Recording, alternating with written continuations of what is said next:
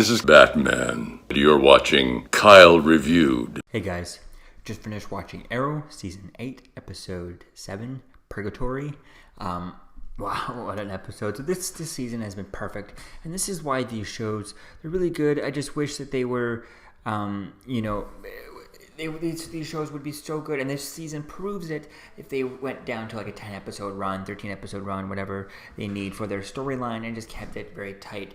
Now this episode, all these episodes, they slightly connect, but it very much seems like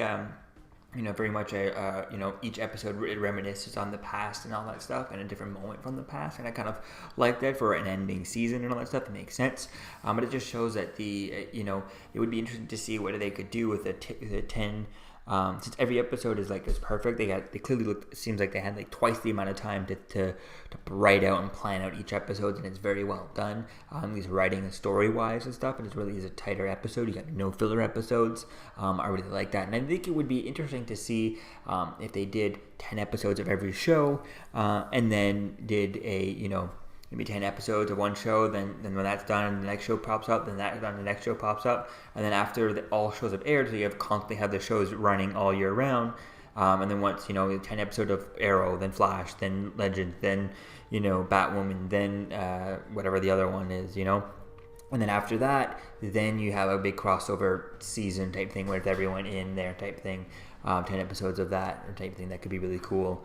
But this is just going to be quite interesting to see as to where things kind of go with the crisis. And I'm really excited to see this. I am disappointed that they even set some stuff up here, and we have heard some rumors online or some talk. I think Mark Guggenheim said, maybe might have said it somewhere on Twitter, but that the future, the spin-off show Green Arrow and the Canaries will be taking place in 2040. And that just pisses me off. It kind of disappoints me because I was really, excited to see them, because nobody really liked, if you looked to a lot of the reviews for these shows, I listened to a lot of podcasts and stuff at work about reviews of these shows, and nobody really liked the future stuff with the kids. It was super interesting when all of a sudden they showed up in the past and be able to meet and hang out with Oliver Queen. That was really awesome for Mia and William to be able to hang out with their father and stuff. That was really, really interesting.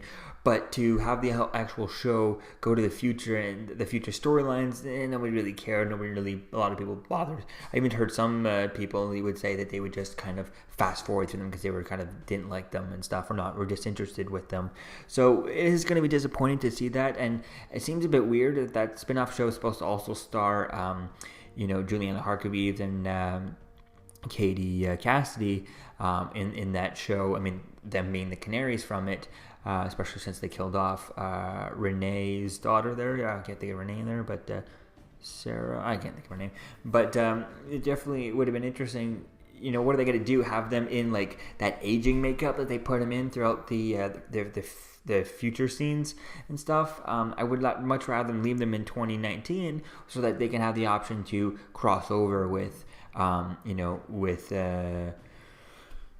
the Flash, with Legend. I mean, in the future they can still cross over with Legends. Maybe Legends can meet up with them, take them up for a crossover, and they can still do the crossovers every year. But having them, on a regular Earth would be really much more interesting to see them be part of Flash, especially if everything ends in one Earth and one timeline type thing. I mean, I think Legends obviously stay with it as a time travel show and stuff. But if Black Lightning and Supergirl and Arrow and Flash, or Arrow as in Green Arrow and the Canaries all end up on one Earth, then this small crossovers can happen. You can have one little character jump over from one show to the next. You can have recurring characters just bouncing over from one show to all over. That would be really fun to have that option, to have someone just show up, or someone just come help, or someone who's just a guest star like Lila was early on in early other seasons of Arrow and stuff. She would only show up here and there, and so she's able to pop up on over on the Flash just to help out type thing. She's very much a character who can bounce back and forth, and it's nice having those characters like that. But having it, having this Green Arrow and the Canaries in the future, that kind of ruins it. You're not able to have that. You're not able to have someone like Lila bouncing around from those shows, able to help out whenever they need her, right? So that's just kind of disappointing for that. So we'll have to wait and see as to where things go. Maybe this could be, maybe things can be changed with that, but I really don't like it. But hopefully maybe the show will get get going, pick it up, and then maybe the fans can be like, hey, bring this to the regular time. This is what we all want. And then, maybe in one of the crossovers they can do that. And then Legends can just say, yeah, we're going to leave you here or something. So we'll have to wait and see. But hopefully I would much rather have them stay in 2019. But getting back to this episode, it really is an interesting episode. Like I said, it was really cool seeing that. There were some scenes that really kind of bothered me with this episode, like when Roy was pinned down, having his arm pinned and stuff. That was really cool. I love that kind of moment and seeing him doing that. But it kind of questioned me, especially when Black Siren shows up. Laurel shows up and she's there, and it's like they had to cut his arm off. Well, sure, he's probably going to lose his arm, whether they cut it off or not. If it's pinned that bad, he's losing the arm, They would amputate it anyways. But why couldn't Black Siren just kind of lay down, get on the ground, put her head on the ground, pointing towards that plane wheel, and use her canary cry to just launch it off of him? Yeah, she'd probably tear his arm as she's doing that. But that seemed a bit faster than... That seemed like it would have been faster for him to just, use her scream to launch it away, move it away from him without, it just seems like she could have done that to kind of break his arm out or help him get that thing off of him, in a way, if she kind of got her head. Because it looked like they were able to get their hands somewhat underneath it to be able to try and lift it. And she couldn't, do that and just scream it off, But I guess not. So we'll have to wait and see as to where things go. Maybe hopefully he'll get the actual robot arm that Oliver Queen had in the 2049 future in the early seasons of Legend of Tomorrow.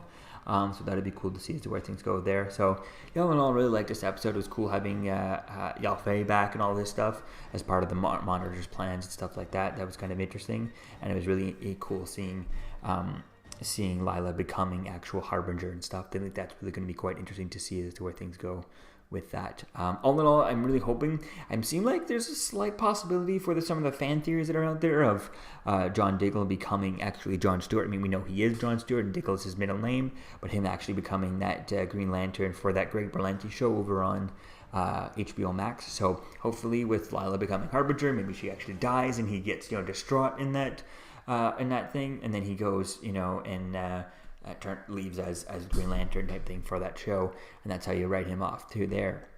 And I think I could see David Ramsey doing that just because it would be a completely different show than this, with he would turn out to be a Green Lantern. So we'll have to wait and see. Fingers crossed.